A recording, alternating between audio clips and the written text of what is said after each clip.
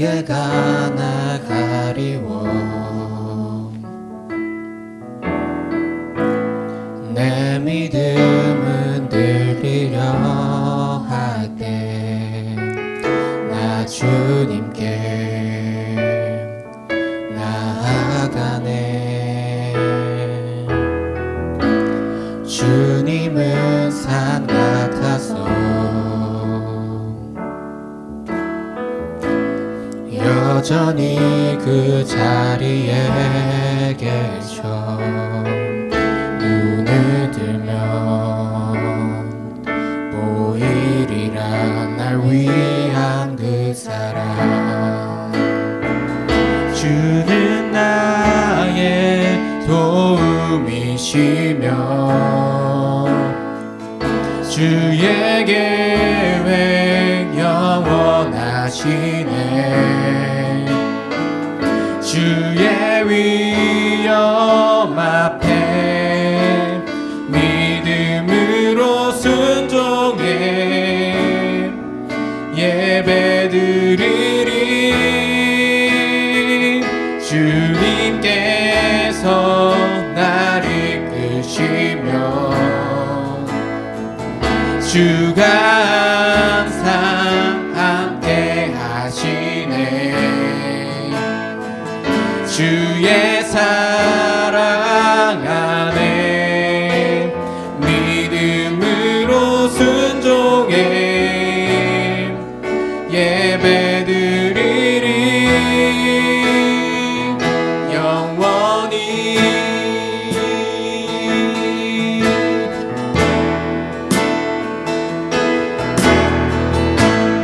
안개가 날 가리워 내 믿음은 들리려 할 때 나 주님께 나아가네. 주님은 산 같아서 여전히 그 자리에 계셔. 눈을 들면 보이리라 날 위한 그 사랑. 주는 나의 도움이시며 주의 계획 영원하시네. 주의 위엄 앞에 믿음으로 순종해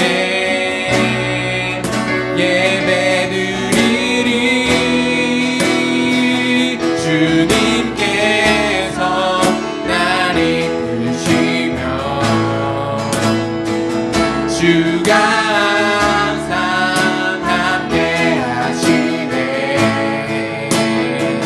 주의 사랑 안에 믿음으로 순종해 예배드리리. 주는 나의 도움이시며 주의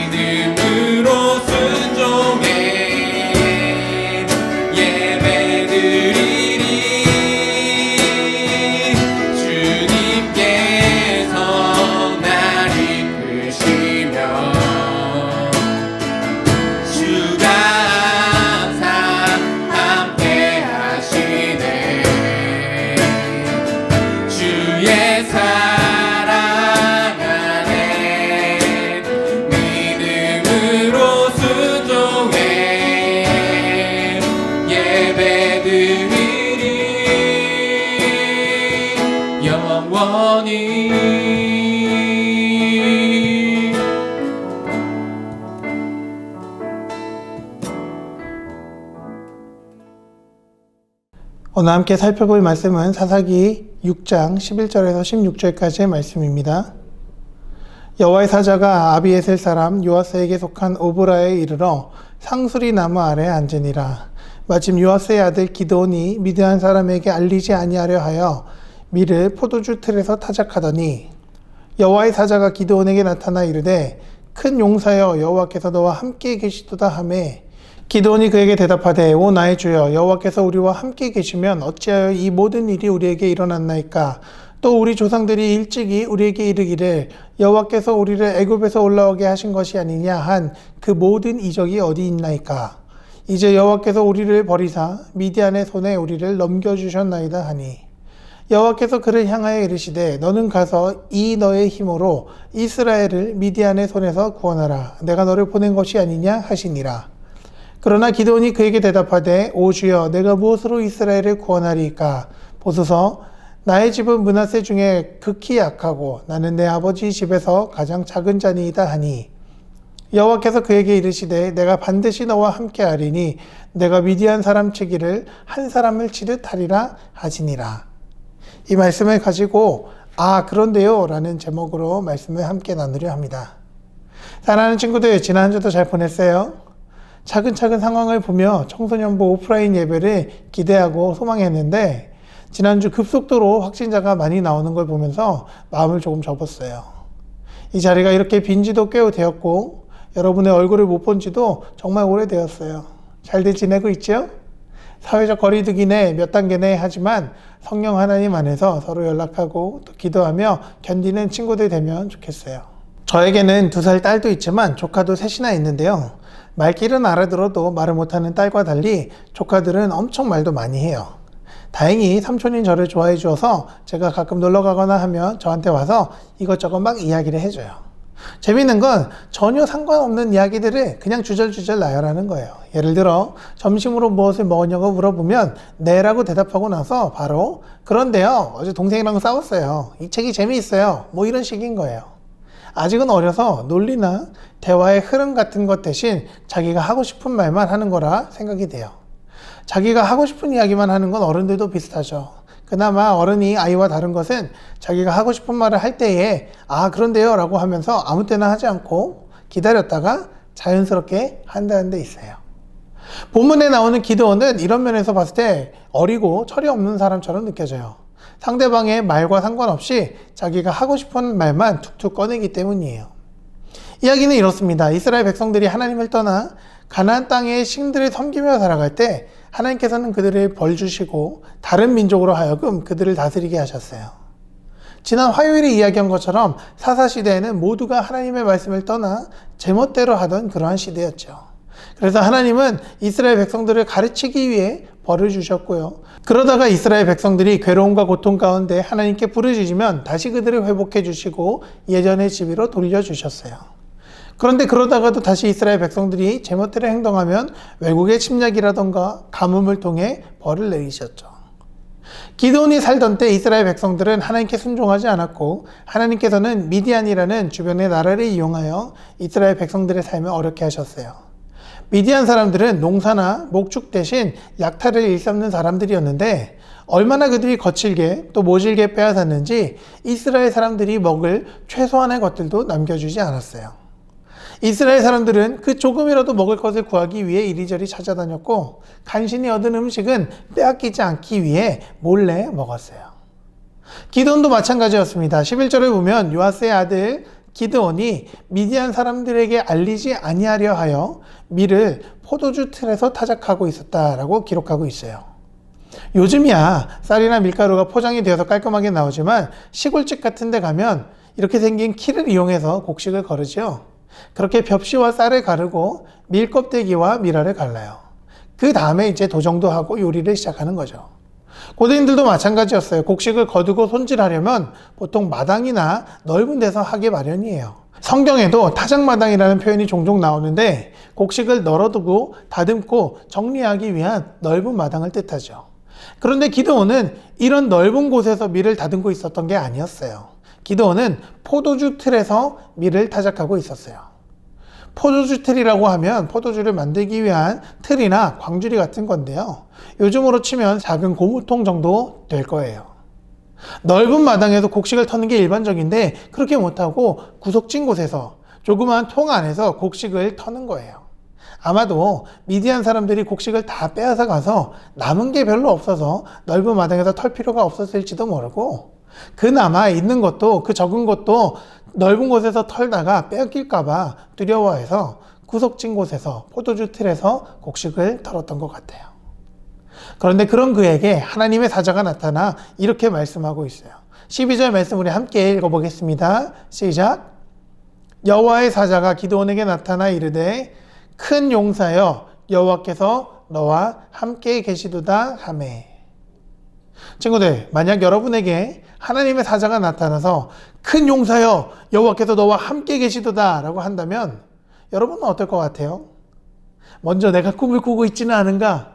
나에게 저 말을 하는 사람의 정체는 무엇일까? 놀라기도 하고 두렵기도 하고 여러 가지 생각이 들겠죠. 그렇지만 가장 먼저 드는 생각은 설레일 것 같아요. 내가 뭐가 대단하다고 하면서도 뜻밖의 여정의 시작인가? 라고 하며 신나겠죠. 그런데 기드온의 반응은 무척이나 달라요. 무슨 동네 아저씨 보는 것 마냥 무심하게 이야기해요. 13절인데요. 제가 읽을게요. 기드온이 그에게 대답하되 오 나의 주여 여호와께서 우리와 함께 계시면 어찌하여 이 모든 일이 우리에게 일어났나이까? 또 우리 조상들이 일찍이 우리에게 이르기를 여호와께서 우리를 애굽에서 올라오게 하신 것이 아니냐 한 그 모든 이적이 어디 있나이까? 이제 여호와께서 우리를 버리사 미디안의 손에 우리를 넘겨주셨나이다 하니. 요즘 말로 하면 이거예요. 그런데요, 정말 하나님 살아계신 거 맞아요? 우리 조상들은 막 재앙도 보고 광야에서 막 40년 동안 만나와 메추라기를 먹으면서도 잘 살아왔다면서요. 그런데 왜 요즘은 그런 기적이 안 일어나요? 막 이집트 사람들 손에서 건져내신 하나님이 왜 미디안 사람들의 손에선 우리를 도와주지 않으세요? 기드온은 말로는 주여라고 했지만 하나님의 사자를 두려워하거나 무서워하거나 즉시 순종하거나 하기는커녕 자기 하고 싶은 말 하고 있는 거예요. 하나님의 사자면 최소 천사급인데, 그리고 기드온이 알아챌 만큼 확실한 비주얼과 분위기로 이야기했을 텐데 기드온은 그런 거 1도 신경 쓰지 않고 그런데요? 라고 대답하고 있는 거예요. 천사는 기드온을 향해 큰 용사라고 치켜세우면서 하나님이 함께 하신다는 축복도 하고 있는데 기드온은 그 하나님 살아계시냐고 묻고 있는 거예요. 이 정도면 거의 능욕 수준이에요. 하나님도 황당하셨나 봐요. 14절에 이렇게 시작하고 있어요. 여호와께서 그를 향하여 이르시되. 잘 보세요 친구들. 12절에서는 여호와의 사자였어요. 그런데 14절에서는 여호와께서라고 말하고 있어요. 갑자기 기드온 앞에 있는 사람이 확 바뀌었나? 아니면 사사기를 기록한 사람이 급한 나머지 사자라는 말을 빼먹었나? 아니에요. 하나님의 전달자로서 정체를 숨기고 있던 하나님께서 하나님이 계시기는 하냐 하는 이런 회의적인 기드온에게 자신의 정체를 그냥 보여주신 거예요. 자, 봐라. 이집트에서 너희 조상들을 이끌어내어 이곳에 살게 한 내가 바로 여기 있잖니. 그러면서 계속해서 너는 가서 이 너의 힘으로 이스라엘을 구원하라. 내가 너를 보냈다라고 말씀하고 계셔요. 이쯤 같으면, 저 같으면 하나님이셨네요. 아이고 제가 죄송해요. 몰라봤습니다. 혹시 제가 너무 심한 말 한 건 아니죠? 잊어주세요. 가라고요? 물론 가야죠. 하나님께서 함께 하신다니 제가 갈 수 있을 것 같아요. 화이팅! 하면서 갈 것 같아요. 근데 기드온은 또 이렇게 말해요. 그런데요, 저는 평범한 사람인데요. 보세요. 저희 지파 아시죠? 저희 지파 므낫세 지파예요. 이스라엘 지파 서열 중에서도 굉장히 낮아요. 게다가 저희 집안은요, 그 므낫세 지파 중에서도 별 볼 일 없는 가문이에요. 심지어 저는 우리 가문에서도 별 볼 일 없는 막내예요. 제가 뭘 하겠어요? 그런 그에게 하나님께서는 다시 한번 말씀하셔요. 16절 말씀을 우리 한 목소리로 읽어볼게요. 시작. 여호와께서 그에게 이르시되 내가 반드시 너와 함께 하리니 내가 미디안 사람 치기를 한 사람을 치듯 하리라 하시니라. 야 기드온, 너 한 사람은 이길 수 있지 않겠냐? 내가 상대할 미디안 사람들 대단해 보이지? 그냥 1대1 싸움이라고 생각해. 그리고 약속한다. 내가 반드시 너와 함께 하겠다. 성경을 보면 이해되지 않는 것들 투성이일 텐데요. 그 중에서도 특별히 제가 이해되지 않았던 것은 하나님께서 소위 말해 튕기는 사람들을 쓰시는 것 같다는 그런 느낌이었어요. 일전에 말씀드렸던 모세 같은 사람은 대단한 사람이었는데도 그가 힘이 있을 때, 또 능력이 있을 때, 왕궁에 있을 때 사용하지 않으시고 늙고 나이 들었을 때, 광야에서 잊혀졌을 때 그를 부르셔서 이스라엘을 구원하는 데 사용하셨어요. 모세는 하나님께 하나님 저는 진짜 아닌 것 같아요. 보낼 사람을 보내세요 라고 이야기하자 하나님께서는 화까지 내시면서 굳이 안 가겠다는 모세를 사용하셨어요. 요나도 마찬가지예요. 요나 당시에 하나님을 믿는 사람이 없었을까요? 선지자가 없었을까요? 그런데 굳이 가지 않겠다는 요나를 불러다가 배에 태우시고 굳이 반대로 도망가는 요나를 바다에 빠뜨리셔서 원위치시키시고 하시는 걸 보면 정말 이해할 수 없어요. 오늘 말씀에 등장하는 기드온도 마찬가지예요. 하나님께서 큰 용사라고 부르시는데도, 내게 힘이 있다라고 말씀하시는데도, 내가 반드시 너와 함께 하겠다라고 약속하시는데도 정작 그는 그런데요 하면서 비관하고 다른 소리하고 튕기고 있다는 거죠. 대체 하나님은 뭘 보고 이런 사람들을 쓰시는 걸까요?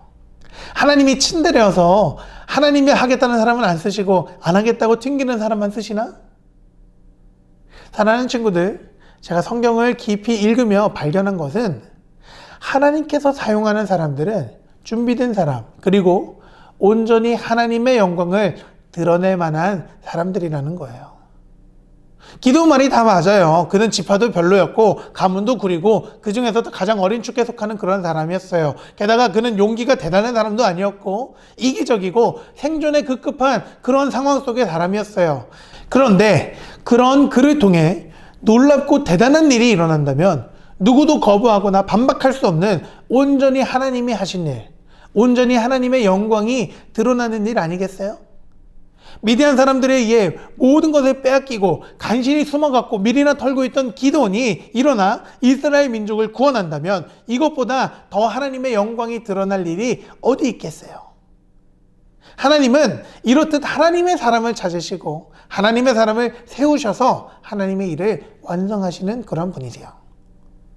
신약성경 히브리서 11장을 보면 믿음장이라고 하는데요. 여기에 믿음으로 살았던 여러 이름들이 나와요. 그런데 그 몇 안 되는 이름들 중에 누구 이름이 나오는지 아세요? 바로 기드온의 이름이 나와요.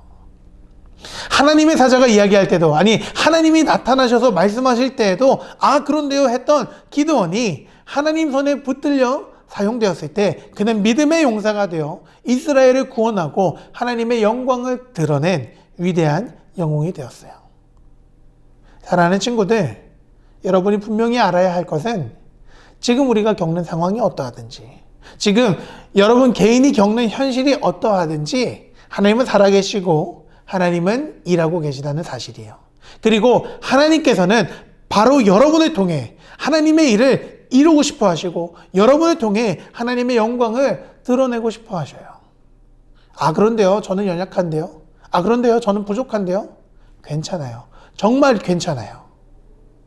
내가 연약할수록 더욱 귀히 여기사 높은 보좌 위에서 낮은 나를 보시네. 날 사랑하심, 날 사랑하심, 날 사랑하심, 성경에 쓰였네. 이 찬송가 가사처럼 내가 연약할수록 더욱 귀히 여기시고 나를 사랑하시는 하나님께서 더욱 놀랍고 위대한 일을 완성해 가실 거예요. 이렇게 일하실 주님을 기대하며 오직 하나님의 영광을 드러내기로 다짐하며 살아가는 우리 친구들 되기를 주님의 이름으로 간절히 축복합니다. 기도하겠습니다. 은혜와 사랑이 풍성하신 하나님 감사합니다. 오늘 말씀을 통하여 기드온이 하나님께 부름받는 과정을 살펴보았습니다. 하나님, 기드온의 능력이 뛰어나서나 대단한 지혜가 있어서가 아니라 하나님의 영광을 드러내시고 하나님의 일을 펼치시기 위한 일이었음을 저희들이 말씀을 통해 생각합니다. 주님, 제 부족함과 한계와 연약함과 답답한 속에서도 주님이 살아계심을 믿고 주님의 일하심을 소망하오니 주님, 부족하고 연약한 저를 통하여 하나님의 영광 드러내 주시고 하나님의 능력 나타내 주세요. 제 삶을 통해 일하실 주님을 기대하며 예수 그리스도의 이름으로 간절히 기도합니다. 아멘.